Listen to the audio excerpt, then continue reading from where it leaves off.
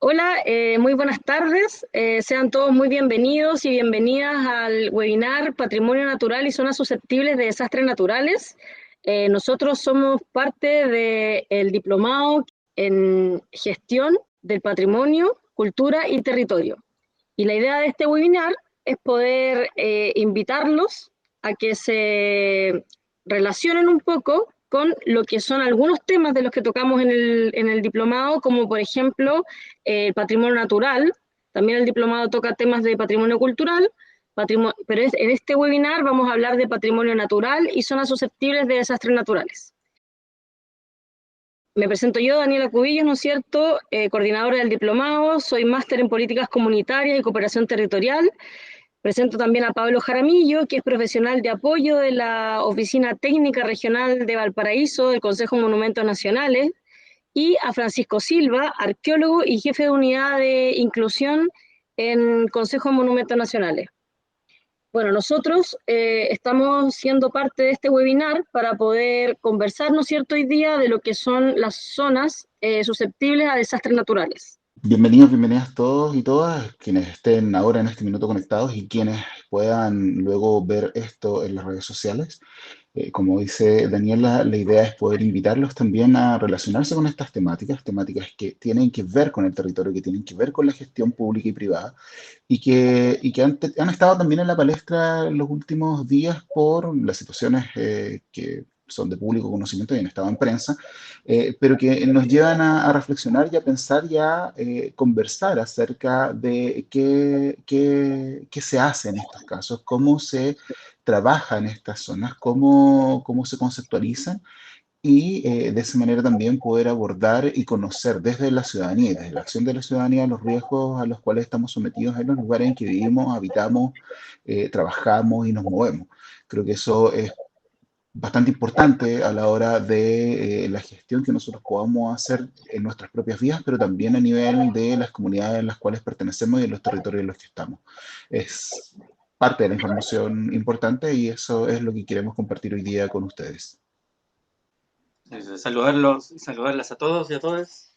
Y bueno, Pancho hizo una gran introducción. Yo creo que ingresemos en esto de las áreas susceptibles, entre comillas, de desastres naturales, porque hay algunas diferencias entre los académicos, como hemos leído, como se podemos discutir, eventos naturales que en cierta medida hay riesgos, hay vulnerabilidad, hay potencialidades, hay varios conceptos e indicadores desde antes el poder prevenir, ¿cierto? A lo mejor hablar de educación, de divulgación, de preparación, y ya después, cuando ocurre ya el evento, después vienen las mediciones de lo que llamamos desastre, cuando afecta a la infraestructura, a la vida humana, a la vida animal, a la infraestructura y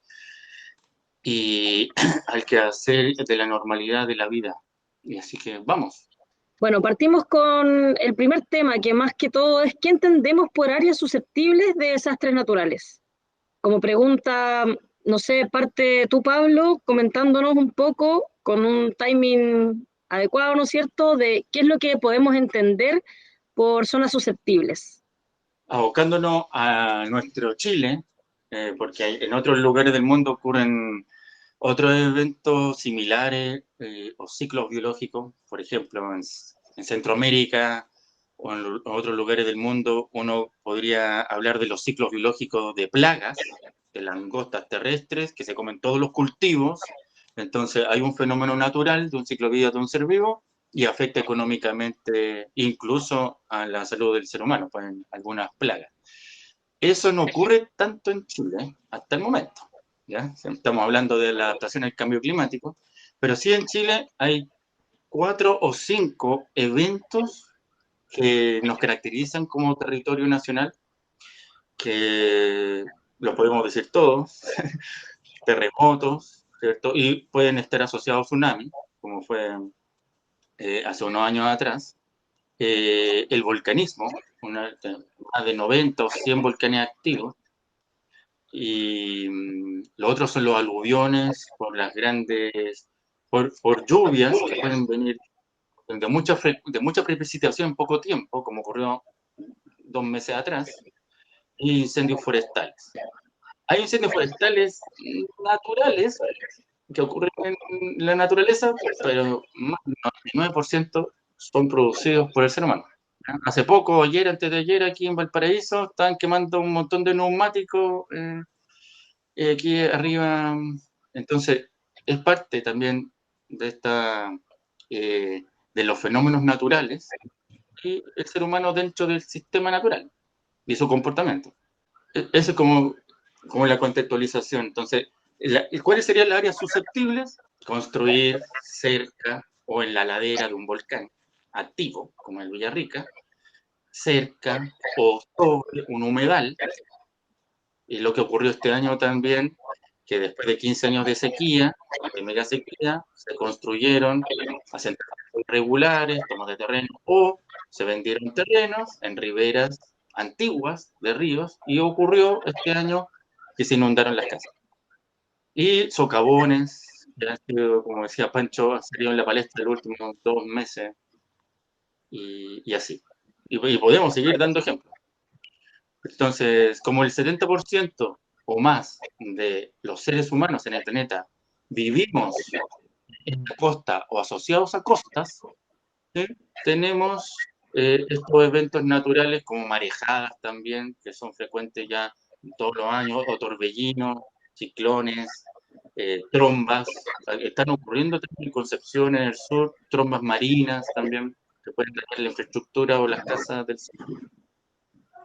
Entonces, áreas susceptibles son estas áreas, territorios, ¿cierto?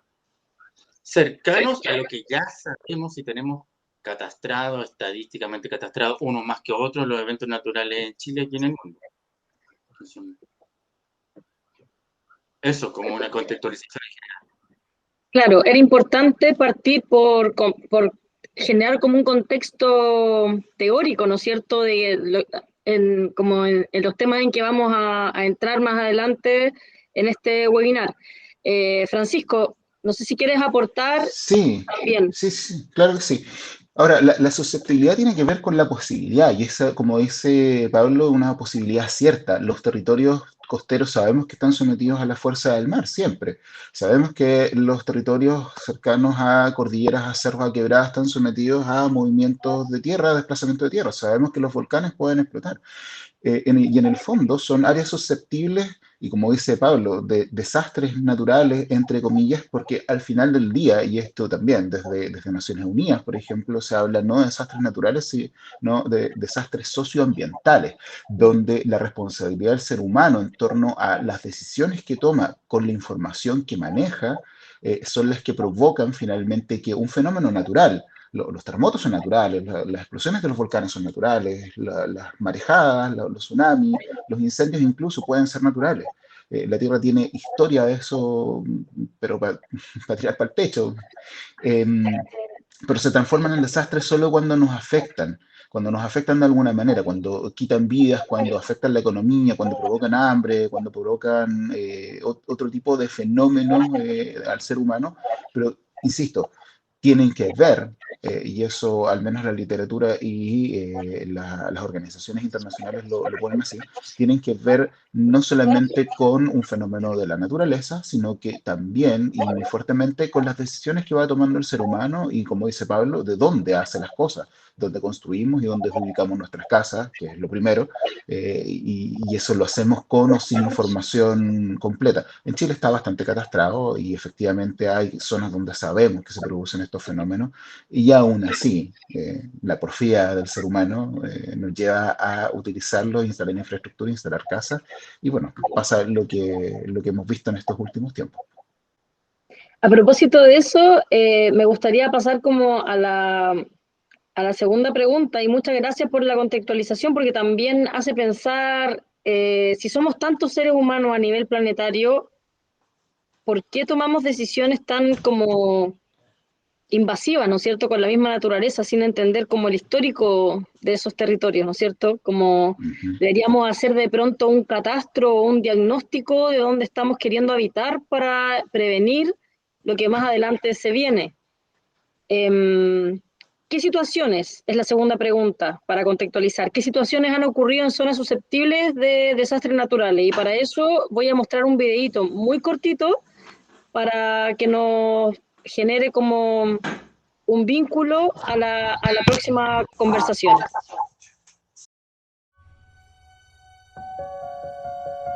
Constantemente nuestro país es azotado por catástrofes naturales. En los últimos años hemos sufrido 3 terremotos con tsunami. En 2010 vivimos un 8,8 grados en Concepción. El 2014 un 8,2 grados en Iquique y el más reciente, el 2015 en Coquimbo, con un 8,4 grados. Los incendios también son parte de las tragedias de nuestro país. Uno de los más desoladores fue el del 12 de abril de 2014 en los cerros de Valparaíso, donde hubo cerca de 3.000 casas destruidas y 12.500 damnificados. Sin ir más lejos, este verano, la sexta y séptima región también se vieron afectadas por los grandes incendios, donde 1.500 viviendas quedaron destruidas. Los aluviones y erupciones volcánicas se suman a las catástrofes de nuestro país. El 2 de mayo de 2008 hizo erupción el volcán Chaitén, obligando la evacuación de más de 4.000 personas y la reubicación de la ciudad. El 25 de marzo, los aluviones no tuvieron piedad con las regiones de Atacama y Antofagasta, las cuales dejaron un saldo de 31 muertos y 49 personas desaparecidas. De todas las emergencias ocurridas en Chile en los últimos 35 años, un 19% han ocurrido en la región de los lagos, seguida por la región metropolitana con un 17% y por la región del Biobío con un 13%. Para acelerar la toma de decisiones ante una catástrofe y apoyar la gestión para la etapa de reconstrucción de las zonas afectadas, AMUCH ha decidido crear el Centro para la Gestión de Riesgos Locales, con el objetivo de asistir a sus municipios asociados en las acciones preventivas y colaborar proactivamente en la respuesta y recuperación frente a los desastres que afectan a Chile.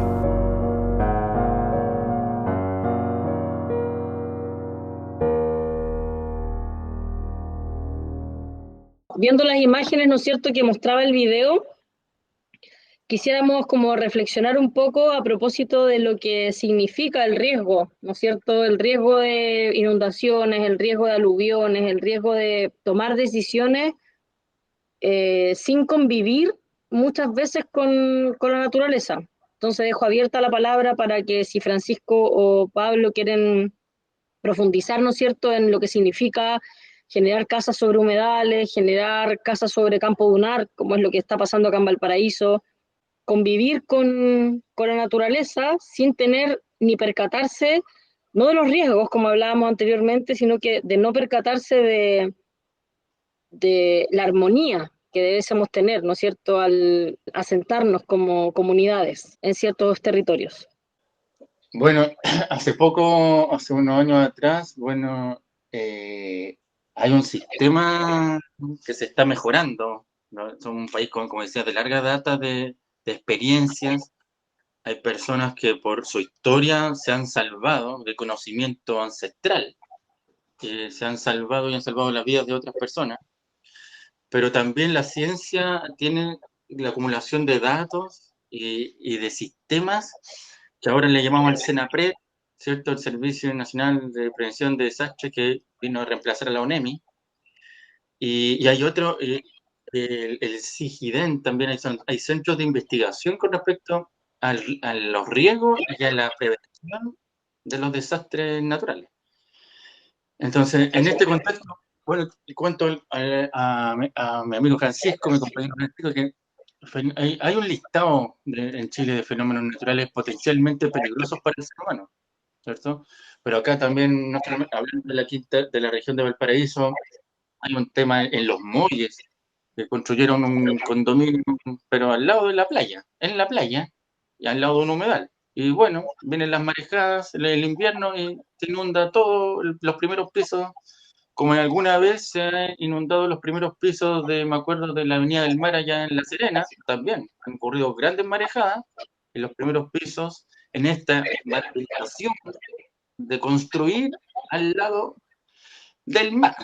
Esto ni quiere decir de los piqueros, o tenemos la piscina más grande de Sudamérica, allá en Algarrobo, y a veces se quiebra porque el mar se come la arena que está por debajo, se quiebra la piscina. Entonces, pareciera que no aprendemos, o es la avaricia del sistema del comercio, ¿cierto? O de poder vender y comprar, teniendo comprar ese paisaje natural con todo ese riesgo que algunos te dicen que no va a ocurrir nada, pero pasa el tiempo, lo dijimos, informes, y ocurrió lo que ocurrió con el socavón de Concón, y el socavón de Cochó también está en Zapallar también. Entonces, ese es como las situaciones, y han ocurrido en otras partes del mundo también. Claro, yo no sé, Francisco, ¿quieres Sí, seguir? Claro. sí, siguiendo con lo que plantea Pablo, yo creo que hay un tema entre la soberbia y la desinformación que es clave de mirar, de reflexionar, porque, a ver, donde vivamos vamos a tener un entorno. Ese entorno va a ser un entorno social, un entorno sociopolítico, un entorno económico, pero también va a ser un entorno natural. Y ese entorno natural, cuando el ser humano lo modifica, no necesariamente cambia totalmente sus condiciones. Podemos construir calles, pero por esas calles donde antes pasaba un río, el río va a volver a pasar el día que llueva mucho. Y eso tenemos que tenerlo sumamente claro. Pretender que la naturaleza va a ser vencida por el ser humano, yo creo que es una cuestión bien profunda que claramente no va a pasar. Es un tema de soberbia, pero también de desinformación. Como dice Pablo, hay mucha información disponible y es sorprendente cómo a veces tomamos decisiones dónde comprar, dónde vivir, dónde ir, sin tener en cuenta los riesgos que conllevan. Y ahí el tema de la gestión es súper importante, pero la gestión es imposible sin información.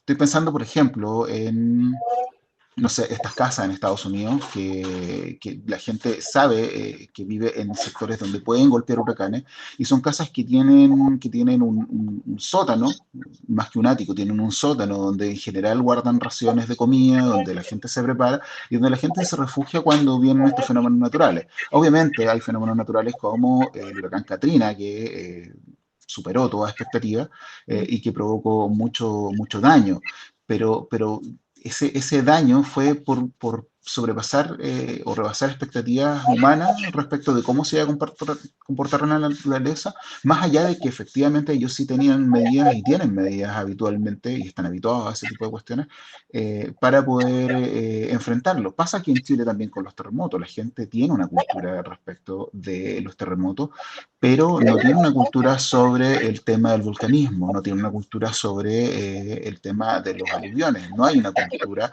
desarrollada sobre el tema de los incendios forestales y estas temporadas de incendio tienen mucho que ver no solamente con la temperatura, sino con lo que hacemos como seres humanos en nuestras vacaciones, tirando un fosforito por ahí y un cigarrito por allá. Creo que ese tipo de cuestiones hay que cuestionárselas como sociedad. Pero hay que apelar siempre a esto de poder gestionar y gestionar con información. Y ahí, pucha, hay información disponible, hay fuentes disponibles y es importante que las podamos conocer también. Gracias, Francisco. Bueno, en la cercanía te iba a decir Pancho. Entendiendo que hay fenómenos naturales que son potencialmente vinculantes a catástrofes, ¿no es cierto? Como problemas atmosféricos, ¿no es cierto? Tempestades, granizo, huracanes, rayos, tornados, hidrológicos, como son las inundaciones, salinización, erosión de sedimentos, que es lo que finalmente está pasando hoy día en el campo dunar, sísmicos, volcánicos, incendios.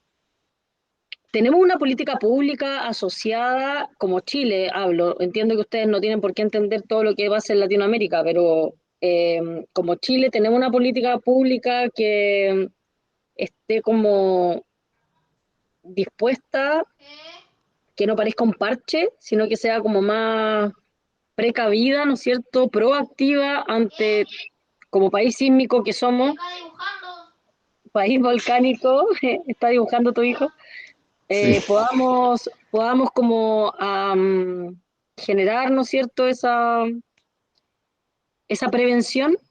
Se lo pregunto a ambos. Mira, Ya que ahí ambos trabajan en el Consejo Monumento, ¿no es cierto?, y tienen vinculación con donde las papas queman, están donde las papas queman en este tema. sí, bueno, Consejo Monumentos nos gestiona riesgos en torno al patrimonio cultural material protegido. Pero lo que tú comentas tiene que ver con una política pública más integral. Ahí está el Senapred, que en el fondo vino a reemplazar a la antigua institucionalidad que demostró su falta de reacción ante el terremoto del 2010. Entonces, cuando uno mira qué respuestas puede establecer el Estado, efectivamente, una es la respuesta institucional. Ya, tenemos el Senapred, pero ya, tenemos el Senapred, pero ¿tiene Pero recursos para operar? expliquemos en profundidad, Pancho, lo que es el Senapred, para todos los que nos van a ver y para todos los que están hoy día conectados que probablemente no entienden estos acrónimos que muchas veces estamos Claro, acostumbrados sí. a internalizar. Sí, claro. Senapred es el Servicio Nacional de Prevención de Desastres, Ujú. que vino a reemplazar y tiene harto sentido a la ONEMI, la Oficina Nacional de Emergencias. Si uno se refiere, por ejemplo, solo a los acrónimos, oficina no es un servicio. Oficina es simplemente una oficina, es una repartición que depende de otro ente estatal. O los servicios públicos, en cambio, como el Senapred, son desconcentrados y descentralizados, es decir, están en todo el territorio nacional, tienen presupuestos propios y atienden a los territorios en los cuales están instalados. Hay un Senapred central, pero hay y tiene que haber, si es que no existe, un Senapred en cada una de las regiones del país, por lo menos. Prevención de desastres no es lo mismo que reaccionar ante una emergencia. La emergencia primero se produce y luego reactivamente se atiende. La prevención de desastres es precisamente la gestión del riesgo, es decir, el paso anterior.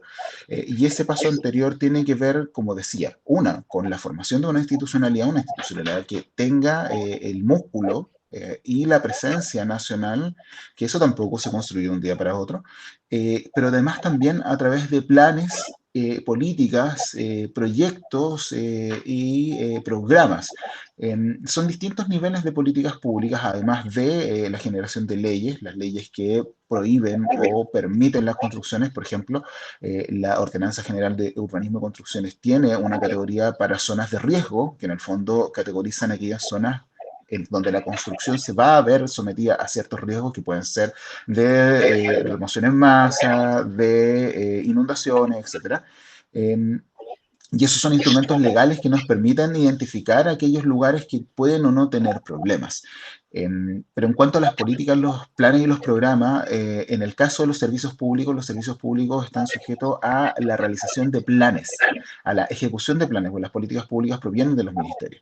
Entonces, como servicio, lo que tienen que tener son lucas para poder generar prevención, y en ese sentido sí, se ha avanzado porque existen planes tanto de identificación de riesgos como de prevención de esos riesgos a la población civil. Estoy pensando, no sé, en el sector de Villarrica hay mapas de las escorrentías de lava, por ejemplo, y se conocen y la población los conoce y sabe que en el kilómetro tanto del camino de la segunda faja, por ejemplo, hay riesgo y por lo tanto hay que salir de ahí y hay que cruzar un estero para poder llegar a una zona segura donde las personas se pueden refugiar ante una explosión y una erupción del volcán Villarrica. Cuando esa información se genera, obviamente está en los círculos académicos, en los círculos de los especialistas, pero la única manera de que la prevención, como decía antes, se transforme, la información se transforme en prevención es a través de su conocimiento, y hasta donde conozco y de primera fuente, esa información sí está disponible en estos lugares, en Villarrica y Pucón, que están alrededor del volcán, y que, digamos, es tarea tanto de este servicio como de otros servicios públicos, como los municipios, poder dar cuenta de ello. ¿Es suficiente? Por supuesto que no. Y los hechos han sido bien acusadores de que no es suficiente. El tema de las inundaciones, el tema de los incendios y el tema de los socavones nos dan cuenta de que si bien existen estas prevenciones o estas estructuras estatales, aún así hay espacio para el desastre. Y ese espacio para el desastre, como decíamos antes, no tiene que ver solamente con la naturaleza, sino también con las decisiones que están tomando las personas. Muchas gracias. No sé si Pablo quiere aportar algo a la pregunta a propósito de la política pública.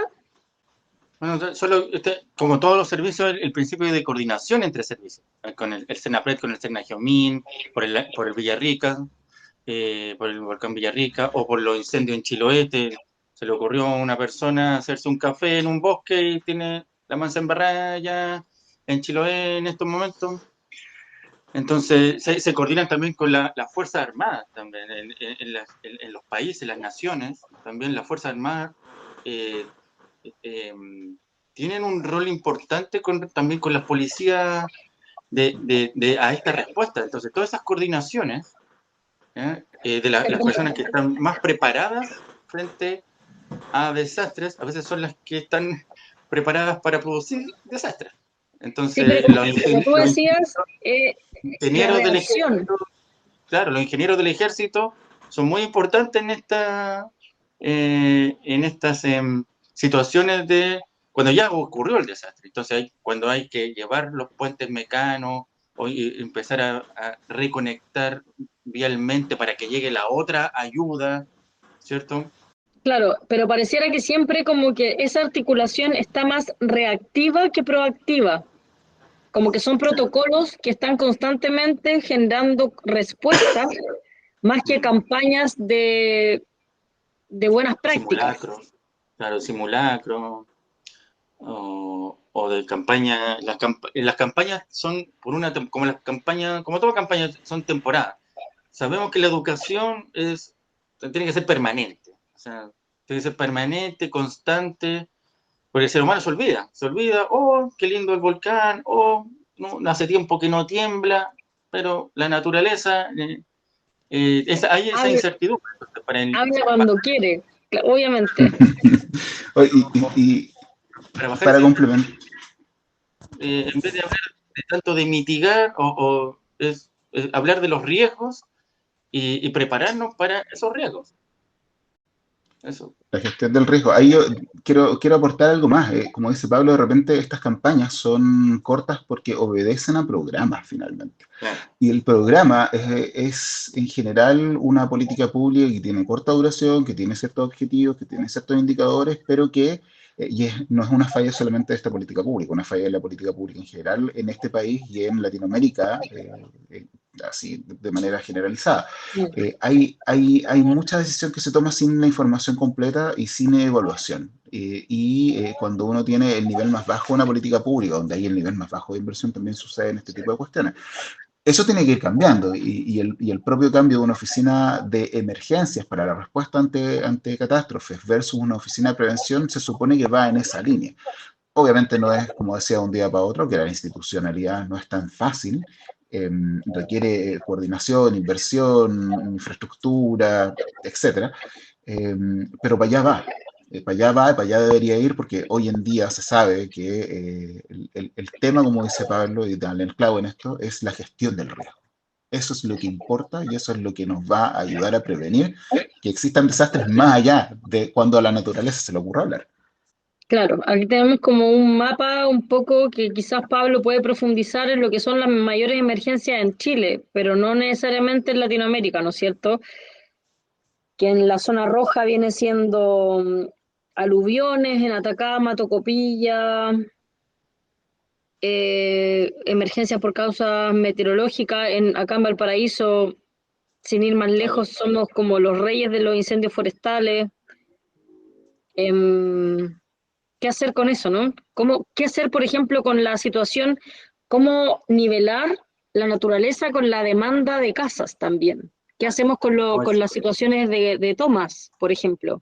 ¿Cómo podemos ser, como política pública, cómo podemos tener una acción preventiva, incluso teniendo déficit habitacional y mucha gente tomándose terrenos en lugares de laderas, que al menos en Valparaíso y Viña son zonas proclives a incendios forestales importantes?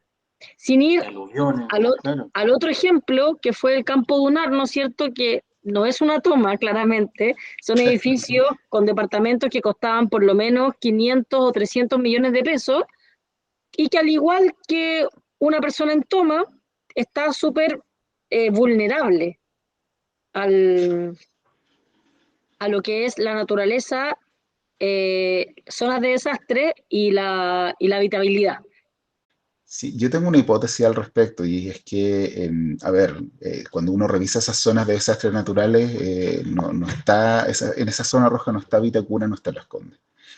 Y eso tiene un fuerte arraigo en torno a al poder adquisitivo, pero más allá de eso, yo creo que, y el tema de estos edificios acá en la región, o estas casas y condominios en el sur que se inundaron, que había viviendas sociales, pero había otros que eran bastante caros en el sur, ya están afectando a personas que no necesariamente tienen un poder adquisitivo menor, sino que lo que hay detrás, yo creo, es una falta de educación.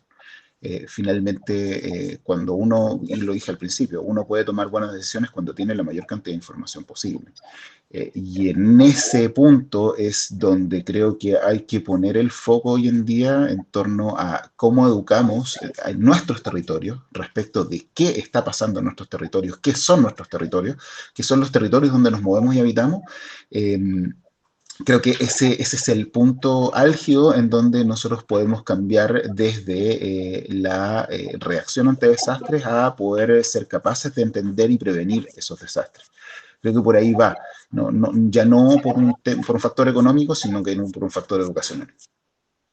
Claro, saber decidir dónde vivir y también tomarse más en serio las limitantes, ¿no es cierto?, de ciertos espacios donde se puede efectivamente hacer asentamientos humanos, por mucho que sean como generados de manera espontánea, como puede Sí, ser claro. una toma asociada a una asociación, una junta de vecinos o una agrupación que requiera casa y techo. Claro que sí. Y que es un tema súper fuerte, como dices tú, acá en la región, en Viña del Mar particularmente. Y que hay que solucionar, ¿no? Un No, problema y como social. está hoy día Arica, como está Iquique, no es menor. Si la toma es un tema ya nacional, es una Claro. problemática nacional. Y son No sé cómo problemas ustedes, socioambientales. claro, y no sé ustedes como funcionarios públicos, cómo lo pueden ver también desde ese prisma. Lo correcto sería que, a ver, cuando hay un problema público es el Estado el que debe responder. Y el problema de interés público es la habitación. Eh, Ahora, esa habitación muchas veces en Chile se ha dado desde el punto de vista de la propiedad del lugar. Chile, el sueño de la casa propia es algo que nosotros todos escuchamos cuando crecimos en los 80, en los 90. En otros países no es necesariamente esa la solución, y en ese sentido hay que buscar maneras de que las personas vuelvan a habitar en las ciudades. En Santiago se están vendiendo edificios comerciales, el de Almacenes París en la esquina San Antonio con la Alameda para poder hacer departamentos, porque Un las subsidio de oficinas están arriendo, ponte vacías, tú. subsidios de arriendo, es un modelo, y eso se ha implementado. Hay un proyecto que se intentó hacer acá en Valparaíso, hay otros proyectos en Santiago, hay proyectos asociados a personas con discapacidad con hogares protegidos que también requieren un subsidio y que no necesariamente requieren la casa propia. Puede que por ahí vayan los tiros, no creo que sea lo único, pero hay que tomarse en serio también esto de la gente sin techo, porque al final son gente que está no solamente expuesta a problemas sociales, sino problemas socioambientales, como los desastres que hemos estado conversando. Efectivamente, ahora como que de todo lo que son desastres naturales nos fuimos a lo que es vinculante al territorio y está súper concatenado y está súper vinculado. Finalmente, no, porque como política pública vamos a estar constantemente gastando como un presupuesto importante a propósito de si seguimos permitiendo tomas en lugares de riesgo. Lo digo más que todo por los incendios, porque son Sí, claro. incendios y aluviones son como lo más susceptible a espacios no aptos para vivienda. Claro que pero, sí.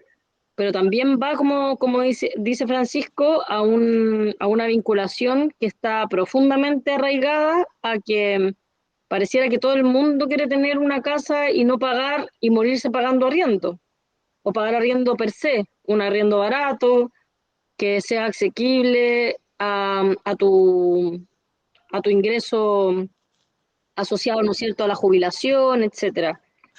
Sí, claro que sí. Y esos costos, como dices tú, al final, cuando no los asumimos desde un principio, son mucho mayores. La verdad es que en el corto plazo sí. Es un poco brutal lo que voy a decir, pero es más barato que la gente se siente donde sea y después vemos cómo lo solucionamos, porque finalmente toda esa gente se va a la periferia, a lugares un poco aptos o lejanos y la calidad de vida baja. Eh, lo cierto es que las soluciones más integrales son más costosas, pero en el corto plazo nomás. En el largo plazo son bastante más beneficiosas porque no estamos perdiendo vidas humanas también. Exacto, como los incendios. Y no se hace doble esfuerzo. La gente construye una Exacto. casa y después de un incendio, con plata pública, ¿no es cierto?, se le tiene que entregar para reconstruir en un mismo lugar que puede tener los mismos problemas en 5 años más. Vamos a ir Exacto. a la pregunta de Rubén López después de que Pablo quiera aportar para un cierre a propósito de lo que estábamos hablando de cómo nos movemos de la política pública a la convergencia un poco de cómo converge el territorio con el desastre. Porque nos fuimos efectivamente a lo que es un problema cultural y territorial, que es finalmente cómo se gesta nuestro diplomado, ¿no es cierto? Un diplomado en gestión de patrimonio, cultura y territorio. Y podemos decir que esos tres ejes están tan alineados que a quienes están aquí y que nos van a escuchar posteriormente cuando se eleve esta cápsula, agradecemos mucho a las personas que nos están acompañando hoy día, pero cuando esto se eleve a ser un poco más masivo, la invitación es que nos acompañen en el diplomado en sus próximas versiones porque estos tres ejes se ven de manera profunda. Cómo el patrimonio natural cultural está vinculado al desarrollo cultural, artístico un poco, y el territorio desde lo más antropológico y característico de sociedad también, de cómo somos y cómo vivimos este Chile en realidad.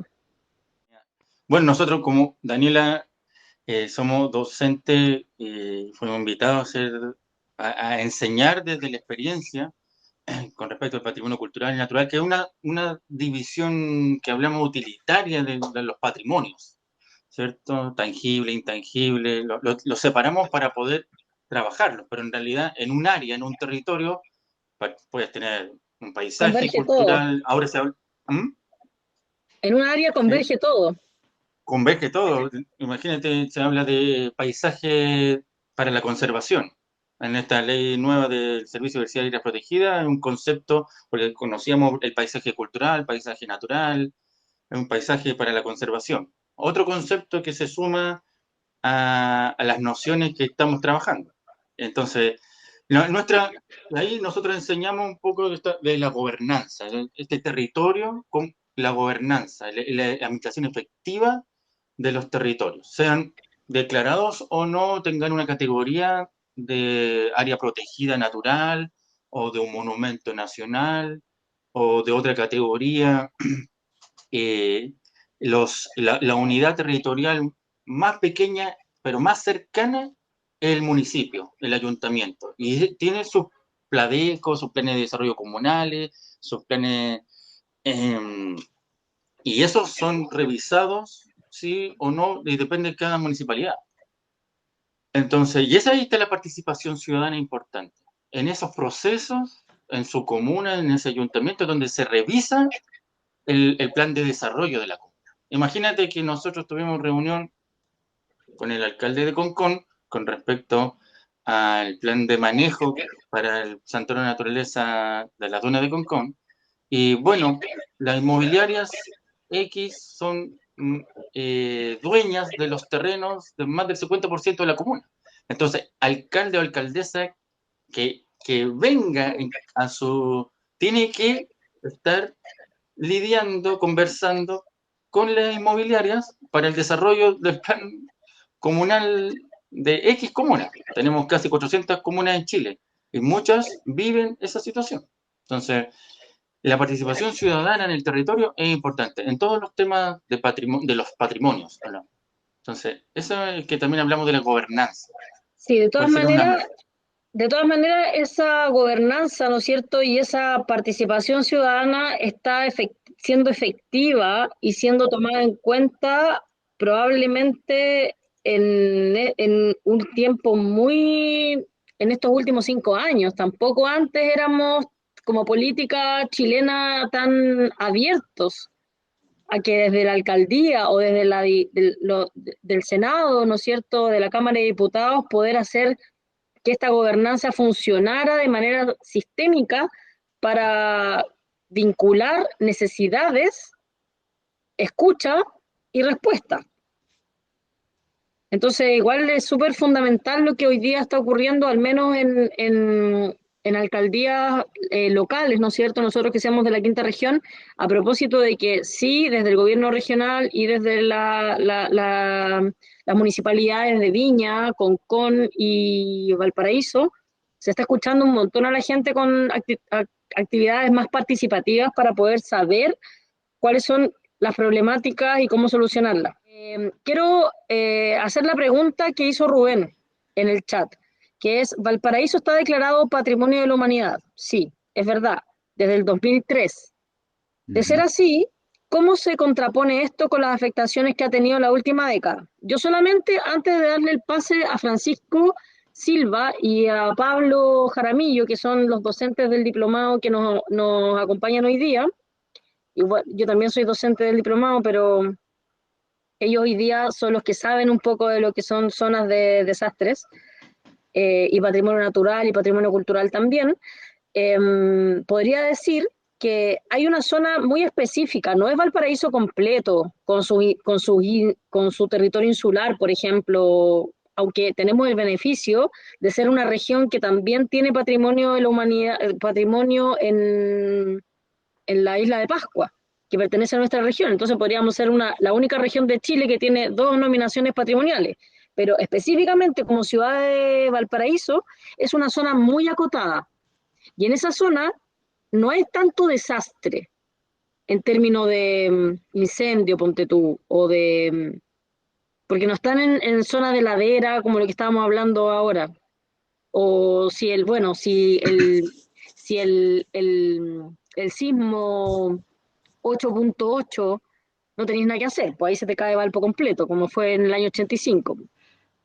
Pero ahí ya no hay zona patrimonial que aguante, menos, porque tiene un tema de adobe, ¿no es cierto?, de estructura, pero efectivamente los temas como más vinculados a inundaciones, a incendios, son asociados a tomas de terreno o la contraparte que hablábamos hoy día, eso para responder un poco desde mi perspectiva, Rubén, lo que hablábamos hoy día, hay zonas de tomas que se incendian porque se asientan de manera irregular en lugares donde no deben hacerlo, porque son unos callejones de viento y que se levanta una llama, aparece el viento y eso como que se vuelve un infierno de un momento a otro, porque es como un callejón. Y por otro lado está lo que pasa en Concón, que no es una toma, que son departamentos, ¿no es cierto?, cada uno de 300, 500 millones de pesos, pero hay socavones a propósito probablemente de lo que ha aparecido en las noticias, ¿no es cierto?, de que puede ser súper irregular la forma en que se entregaron los permisos, porque estaban dentro de un campo dunar que mucha gente dijo local, porque la inmobiliaria no es de Valparaíso ni de Viña, entonces el conocimiento territorial también tiene un peso. O sea, yo si tengo una empresa constructora no voy a construir en las dunas, porque soy de la quinta región, no voy a construir en las dunas. Entonces ahí dejo mi comentario, Pablo Francisco, para responder a Sí, Rubén. y es cierto, Valparaíso, la zona patrimonial está en un par de cerros, en la zona nuclear, Sotomayor, hacia la La Miguel Pinto, matriz, La Matriz, Echaurren, y es bien acotada precisamente porque es la zona fundacional, es la zona donde se instalaron los primeros comerciantes, digamos, porque toda esa zona tiene un patrón de asentamiento que es de comercios, casas que tenían subterráneos, precisamente para poder guardar los enseres que luego se vendían en el primer piso y se habitaban en el segundo piso, y que después fueron construyendo hacia arriba y escalando hacia los cerros, adaptándose a las formas de los cerros, luego rellenando las quebradas por medio de escaleras y de canalizaciones para poder hacer calles, que son las calles que tenemos hoy en día. Pero esa es la zona de protección patrimonial. Ahora, efectivamente, hay un lastre ahí, hay un tema con su gestión que no fue bien abordado ni solucionado hasta hace poco. Hoy en día existe una corporación, la corporación funciona en el Castillo San José o Casa Moat, que es un edificio patrimonial que está Esa eh, cordillera. en el Cerro Cordillera, y donde está hoy en día instalada la Corporación del Sitio de Patrimonio Mundial, que tiene una administración asociada al administrador del sitio, que es la Municipalidad de Valparaíso, pero también a un directorio donde están representadas las personas. Hay asociaciones de vecinos representadas, hay, digamos, representantes de la institucionalidad cultural, en este caso la Seremía de Valparaíso, etcétera, todo eso además está en un espacio que además pertenece a la Dirección Regional del Servicio Nacional del Patrimonio Cultural. Ese edificio es parte de la Dirección Regional y lo ocupa hoy la corporación, y es un espacio abierto además donde se realizan reuniones, consultas, donde se realizan proyectos, donde se están levantando iniciativas para poder ir mitigando todo el daño que ha tenido el paraíso en su historia, que en el caso del sitio Patrimonio Mundial, como dice Daniela, no es un desastre, no al menos en términos de los desastres naturales, pero que sí ha sufrido y ese sufrimiento, digamos, se está abordando a partir de esta nueva corporación que debe tener como un año de funcionamiento recién, y que esperamos que tenga éxito, porque finalmente tener un sitio de patrimonio mundial en condiciones requiere del éxito de las personas que están a cargo de su administración. Y ojo, que no es sencillo. Valparaíso tiene una forma de administrarse que es distinta a la de Rapa Nui, que es distinta a la de Humberstone en Santa Laura, que es muy distinta a la del Capañán y que es completamente diferente a la de Sewell o a la de las iglesias de Chiloé. Son todos contextos muy distintos que funcionan en entornos sociales, culturales y naturales diferentes, que tienen una lógica territorial distinta y que recién se está abordando y solucionando acá en Valparaíso y esperemos que funcione. Muchas gracias, Francisco. No sé si Pablo quieres aportar a la pregunta que hizo Rubén o pasamos a la pregunta que tiene María Gracia. García. Pasemos la pregunta. María. Hola, buenas tardes. Le hablo desde la comuna de Coquimbo. Yo tengo una duda muy grande. Pasa que yo vivo en una localidad, porque la cuarta región no tiene comuna. Pasa que todo es muy centralizado, que patrimonio siempre es, en los días de patrimonio siempre es en el centro. Y siempre dejan las casas aledañas súper fuera de esto, de esta participación. Y, por ejemplo, ¿qué pasa con estos lugares que son patrimonios naturales, pero no están dentro certificados o reconocidos?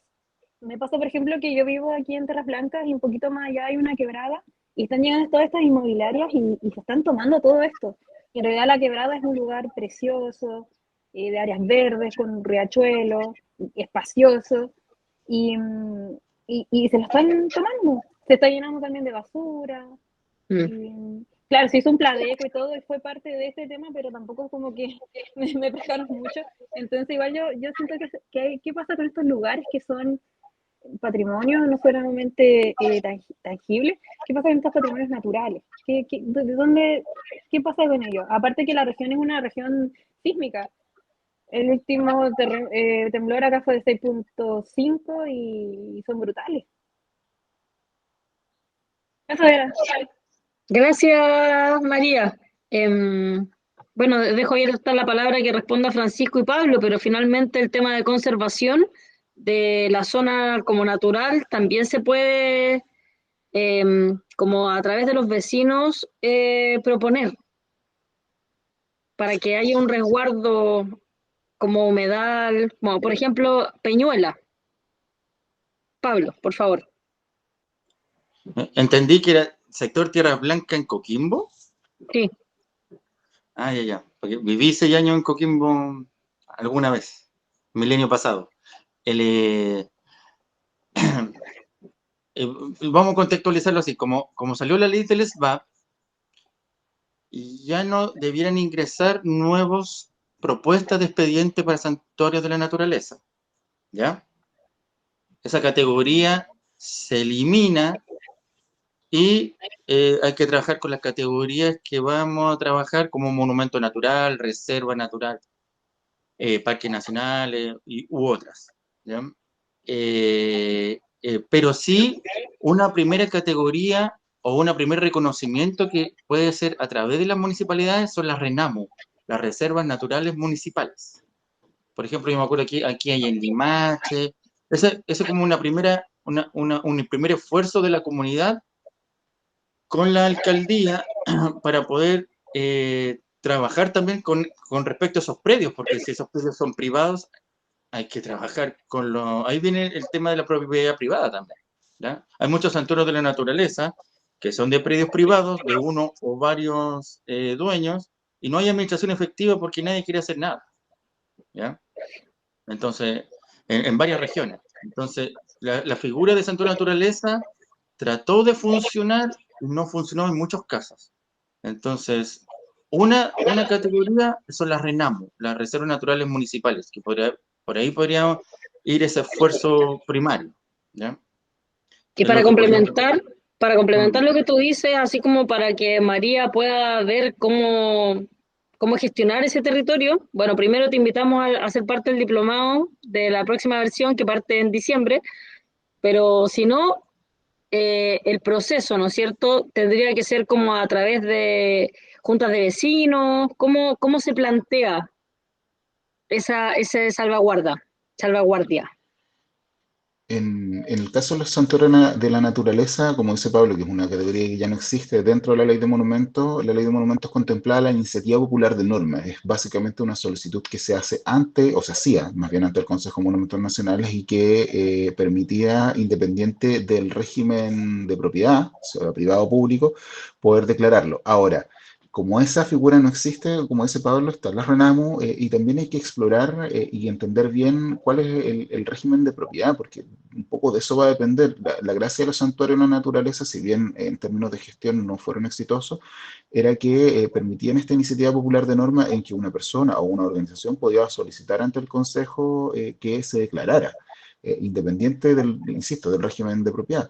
Pero si se quieren buscar alternativas, hay que conocer cuál es la propiedad de esos predios, cuál es el régimen de propiedad, si es propiedad fiscal o privada. Y en el caso de la propiedad fiscal, ahí se abren bastantes alternativas. Están también digamos, las zonas de protección de bienes nacionales, que funciona un poquito parecido a lo que eran los santuarios de la naturaleza, en el sentido de que se ingresa una solicitud, un expediente y se indica por qué se quiere proteger un área y esas áreas quedan exentas para la entrega a privados para cualquier tipo de proyectos, porque se protegen desde bienes nacionales, desde el Ministerio de Bienes Nacionales al ser áreas fiscales.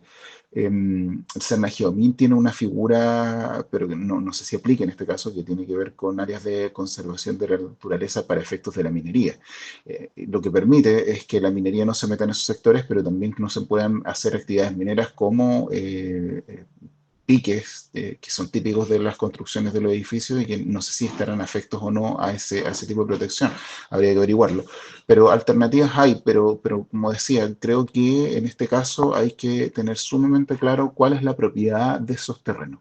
La propiedad de esos terrenos va a determinar cuál es el camino a seguir y como dice Daniela, eso hay que hacerlo en conjunto, con las juntas de vecinos, con las agrupaciones sociales, ojalá con los municipios y ahí con los apoyos de las alcaldías y las concejalías de Coquimbo, em, y buscar la forma de proteger esos espacios. Perdón, Rubén, cuéntanos.